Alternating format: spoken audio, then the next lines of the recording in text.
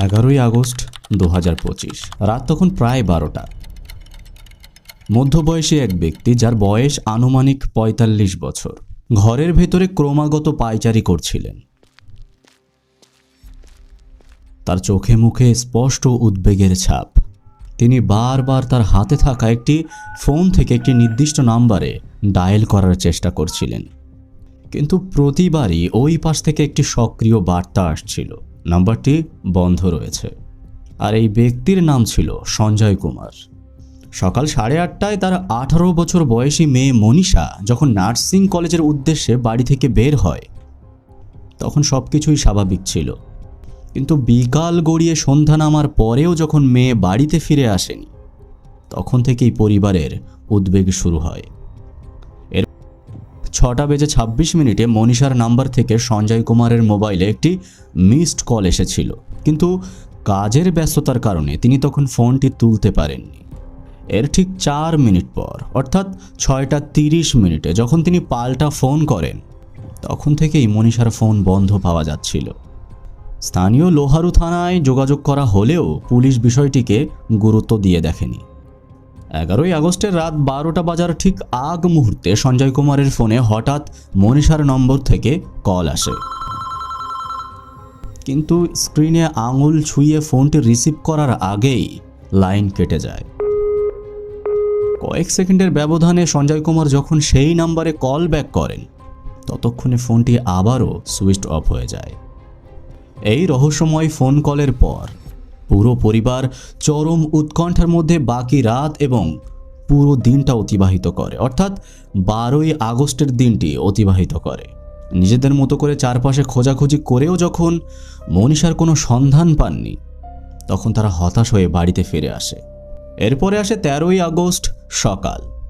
হঠাৎ করেই মনীষার ফোন নাম্বারটি থেকে আবারও সঞ্জয় কুমারের মোবাইলে একটি কল আসে, তবে ওপাশ থেকে মনীষার কোনো কণ্ঠস্বর শোনা যায়নি।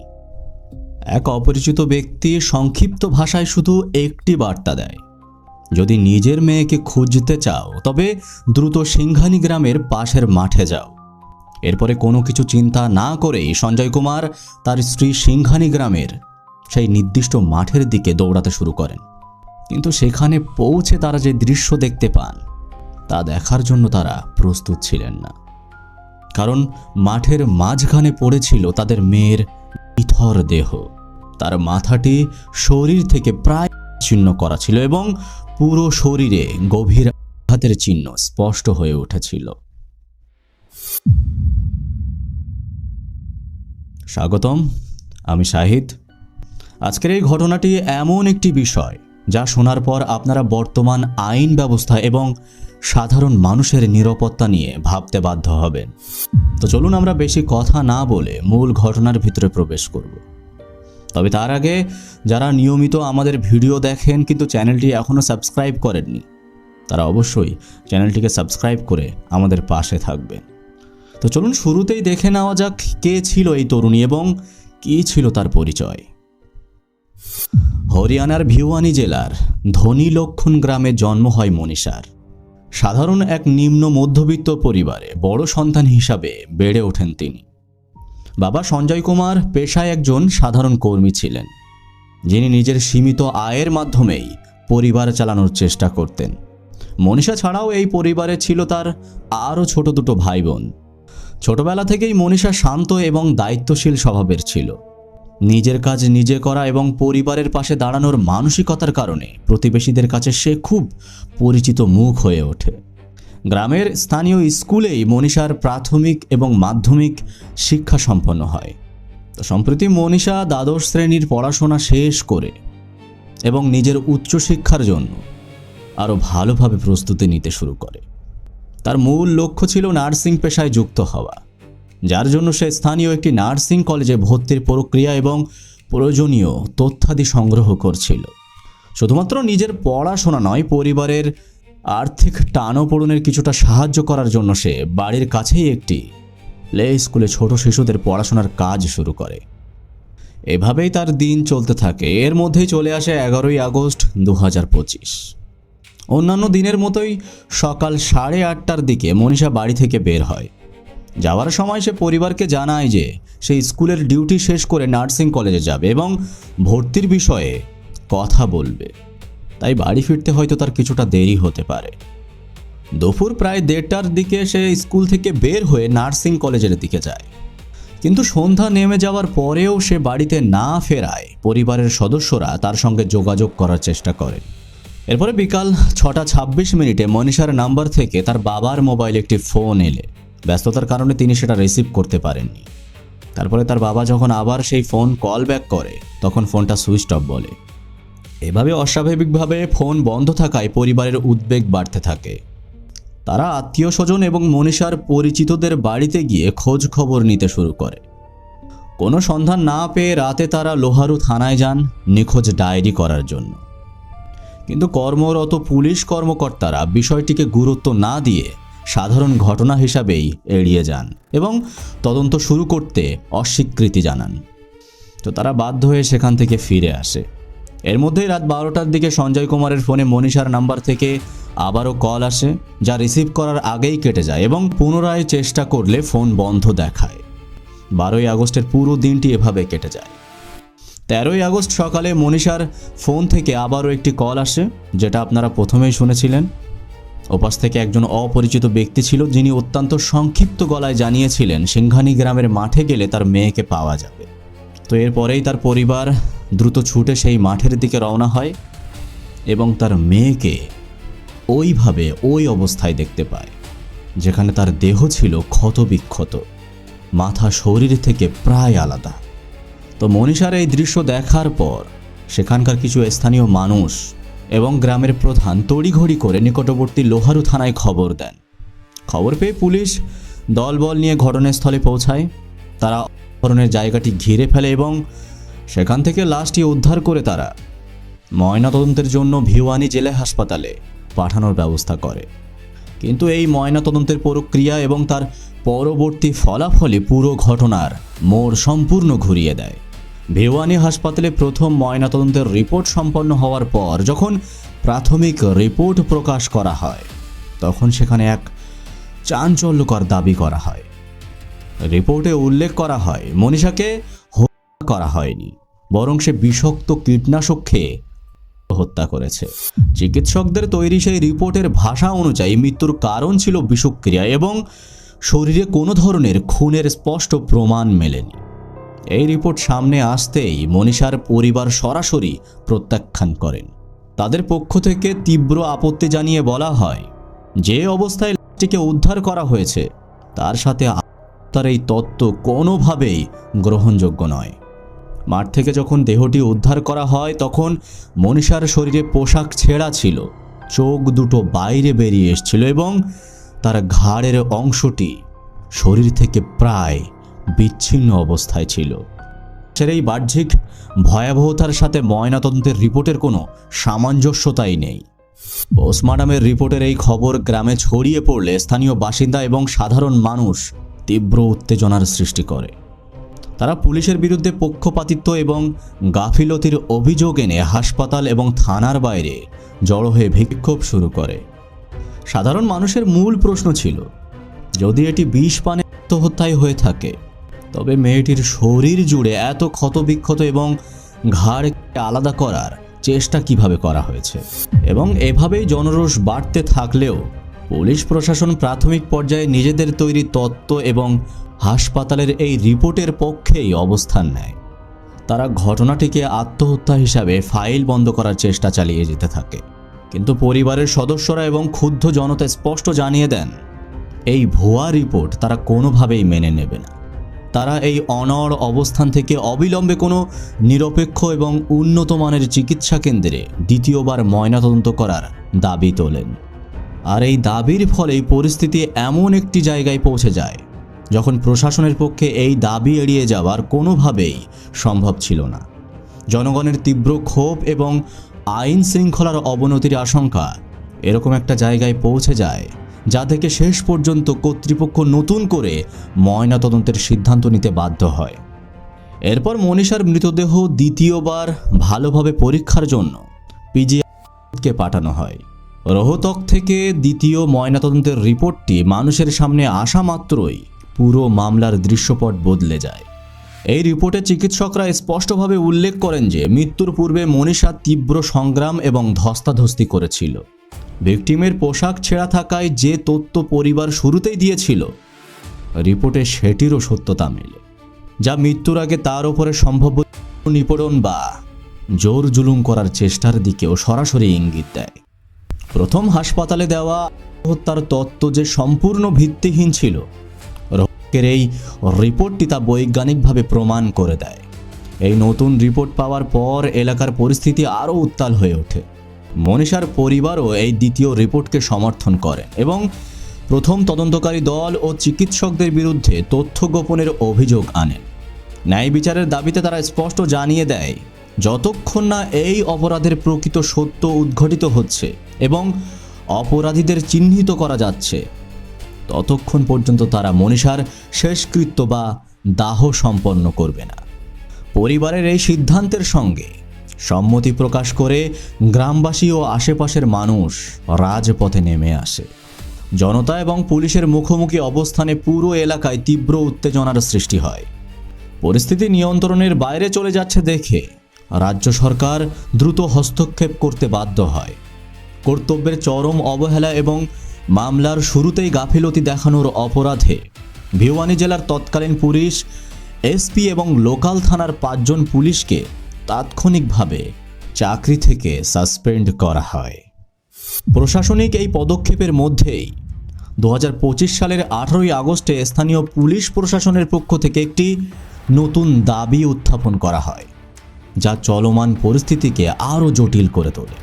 পুলিশ হঠাৎ করেই একটি চিঠি জনসমক্ষে এনে দাবি করে এটি মনীষার নিজের হাতে লেখা নোট, যা সে হত্যার পূর্বে লিখেছিল।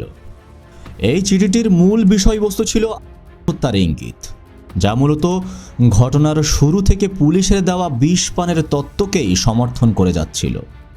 কিন্তু এই চিঠি প্রকাশের পরপরই এর সত্যতা এবং সময়জ্ঞান নিয়ে তীব্র বিতর্ক ও প্রশ্নের সৃষ্টি হয়।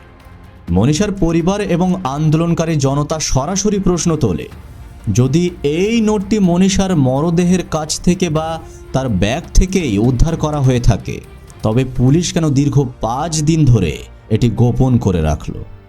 কেন তদন্তের এক পর্যায়ে এসে হঠাৎ এই চিঠিটা সামনে আনা হলো? একই সঙ্গে মনীষার পরিবারও এই নোটটিকে সম্পূর্ণ জাল বলে অভিহিত করে। মনীষার ঘনিষ্ঠ মানুষ এবং তার সহপাঠীরা চিঠিটা দেখার পর দাবি করেন যে নোটে লেখার হাতের লেখার সঙ্গে মনীষার আসল লেখার কোনো মিল নেই। পুলিশ এই চিঠিটাকে তাদের আত্মহত্যার তত্ত্বের প্রধান প্রমাণ হিসাবে ধরে রেখে নিজেদের অবস্থানে অনড় থাকার চেষ্টা করলেও এটি সাধারণ মানুষের মনে পুলিশের প্রতি সম্পূর্ণ আস্থা কমিয়ে দেয়।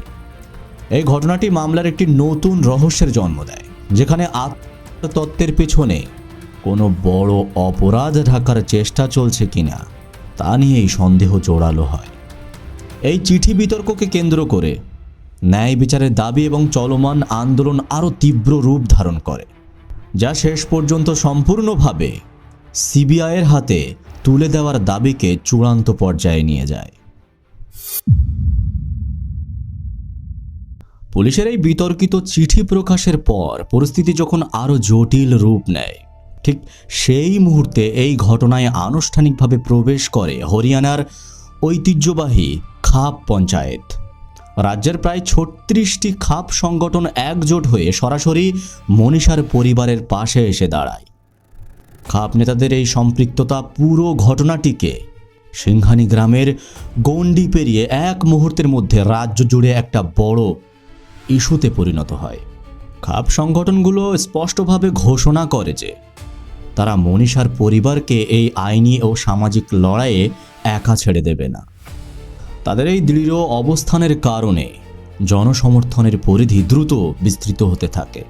ধনী লক্ষণ ও সিংহানি গ্রামের বাইরেও হরিয়ানার বিভিন্ন জেলা ও অঞ্চল থেকে মানুষের এই আন্দোলনের প্রতি সমর্থন জানাতে শুরু করেন, যা চলমান প্রতিবাদকে আরও শক্তিশালী এবং জোরদার করে তোলে। মহাপঞ্চায়েতের সমাবেশগুলোতে খাপ নেতারা শুরু থেকেই পুলিশের চরম অবহেলা এবং প্রথম ময়নাতদন্তের সন্দেহজনক রিপোর্টকে মূল হাতিয়ার হিসাবে ব্যবহার করে। তারা জনসমক্ষে প্রশাসনের এই পক্ষপাতমূলক আচরণের তীব্র সমালোচনা করে উপস্থিত জনতার ক্ষোভকে আরও বাড়িয়ে দেয়। খাপ নেতাদের মূল বক্তব্যই ছিল স্থানীয় পুলিশদের উপরে কোনো রকম কোনো ভরসা করা সম্ভব নয়। এই মামলার সুষ্ঠু বিচারের জন্য অবিলম্বে তদন্তভার সিবিআইয়ের হাতে তুলে দিতে হবে। দাবি আদায় না করলে পুরো রাজ্য স্তব্ধ করে দেওয়ার মতো বড় আন্দোলনের হুঁশিয়ারি দেয় খাপ পঞ্চায়েতরা। এই খাপ সংগঠনের একটি একক ডাকে রাজ্যের বিভিন্ন জাতি সম্প্রদায়ের মানুষ যেভাবে একত্রিত হয়েছিল তা ঘটনার সামাজিক ও রাজনৈতিক গুরুত্ব বহুগুণ বাড়িয়ে দেয়। বিষয়টি সম্পূর্ণ রাজনৈতিকভাবে সংবেদনশীল হয়ে ওঠায় এবং রাজ্য জুড়ে ব্যাপক আইন শৃঙ্খলার অবনতির আশঙ্কা তৈরি হওয়া। এই পরিস্থিতির পর সরকার আর নিষ্ক্রিয় থাকতে পারেনি।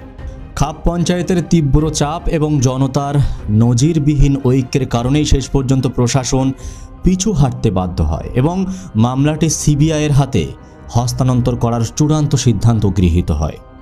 এরপর 20 আগস্ট আনুষ্ঠানিকভাবে এই মামলার সমস্ত নথিপত্র এবং তদন্তের দায়িত্ব কেন্দ্রীয় গোয়েন্দা সংস্থা বা সিবিআইয়ের হাতে তুলে দেওয়া হয়।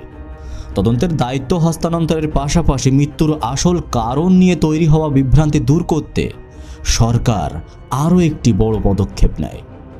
মনীষার মৃতদেহ তৃতীয়বার পরীক্ষার জন্য দেশের অন্যতম শীর্ষ মেডিকেল প্রতিষ্ঠান এইমস দিল্লিতে পাঠানোর নির্দেশ দেওয়া হয়। এইমস দিল্লির চিকিৎসা বিশেষজ্ঞদের উপর সাধারণ মানুষের আস্থা থাকায় এই তৃতীয় ময়নাতদন্তের সিদ্ধান্তের ফলে তদন্তের বিশ্বাসযোগ্যতা এবং নিরপেক্ষতা অনেক বেড়ে যায়। এর মাধ্যমে পরিবারের দীর্ঘদিনের একটি মূল দাবি পূরণ হয়। যারা শুরু থেকেই একটি সম্পূর্ণ নিরপেক্ষ তদন্ত ও নির্ভরযোগ্য ময়নাতদন্তের জন্য লড়ছিলেন। সিবিআই তদন্তের এই আনুষ্ঠানিক ঘোষণার পর আন্দোলনকারী জনতা এবং স্থানীয় বাসিন্দাদের মধ্যে কিছু আশ্বাসের সৃষ্টি হলেও প্রশাসনের শুরুর দিকের গাফিলতির কারণে তৈরি হওয়া ক্ষোভ পুরোপুরিভাবে কমেনি। ন্যায় বিচার নিয়ে অনিশ্চয়তা এবং অপরাধীদের গ্রেপ্তারের দাবিতে মনীষার পরিবার 21 আগস্ট পর্যন্ত শেষকৃত্য সম্পন্ন করতে অস্বীকার জানায়, যার ফলে সিংহানি হাইওয়েতে অবস্থান, ধর্মঘট এবং বিক্ষোভ চলতে থাকে। অবশেষে 9 দিনের একটানা গণ আন্দোলনের এবং প্রশাসনের উচ্চ পর্যায়ের লিখিত নিশ্চয়তার পর 21 আগস্ট মনীষার দাহ সম্পন্ন হয়। সিবিআই সরাসরি মাঠে নেমে তদন্ত শুরু করায় এই মামলাটি সম্পূর্ণ নতুন এক অধ্যায়ে প্রবেশ করে, যেখানে স্থানীয় পুলিশের ভূমিকা কেবলমাত্র নথিপত্র হস্তান্তরের মধ্যেই সীমাবদ্ধ হয়ে পড়ে। ঘটনার এই পর্যায়টি মামলাটিকে একটি স্থানীয় অপরাধের গণ্ডি পেরিয়ে বের করে জাতীয় পর্যায়ের আলোচনায় নিয়ে আসে এবং ভবিষ্যতের একটি নিরপেক্ষ ও প্রভাবমুক্ত তদন্তের শক্ত ভিত্তি তৈরি করে। সিবিআই এই গুরুত্বপূর্ণ মামলার দায়িত্ব নেওয়ার পর তদন্তের আইনি দেখভাল শুরু হয় সরাসরি আদালতের মাধ্যমে। পাঁচকুলার বিশেষ সিবিআই আদালত বিষয় তাদের প্রথম কঠোর পদক্ষেপ গ্রহণ করে। আদালত সিবিআইকে নির্দেশ দেয় যেন আগামী 9 জুন 2026 তারিখের মধ্যে চলমান তদন্তের একটি অগ্রগতির রিপোর্ট বা স্ট্যাটাস জমা দেওয়া হয়। এই সময়সীমাটা ছিল মামলার সত্য উদ্ঘাটন এবং সিবিআই ঠিক কতটা নিরপেক্ষভাবে কাজ করছে তা যাচাই করার জন্য অত্যন্ত গুরুত্বপূর্ণ। কিন্তু নির্ধারিত সেই 9 জুন তারিখটি পেরিয়ে গেলেও সিবিআই আদালতে কোনো রিপোর্ট জমা দিতে পারেনি। তদন্ত শেষ করার জন্য কেন্দ্রীয় এই গোয়েন্দা সংস্থাটি আদালতের কাছে আরও কিছুটা বাড়তি সময় চেয়ে নেয়। সিবিআইয়ের এই ব্যর্থতা এবং তদন্তের ধীর গতির কারণে সাধারণ মানুষের মনে নতুন করে ক্ষোভের জন্ম দেয়।